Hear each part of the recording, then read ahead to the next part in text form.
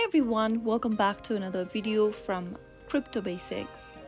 In this video, we will be learning how to log out of your Rapids wallet account using your Rapids application. So without wasting much of our time, let's dive into the video. To log out of your Rapid Wallet application, all you need to do is to force close your application.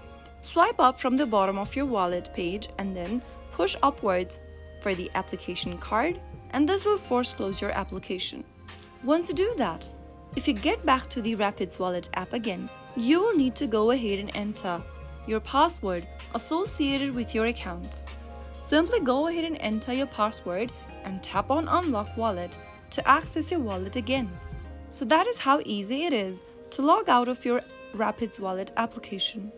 If you found the video to be helpful, go ahead and give us a thumbs up.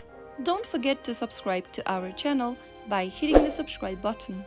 Press the bell icon so that you'll never miss another upcoming upload from us. I will be back again in the next video. Thank you for watching.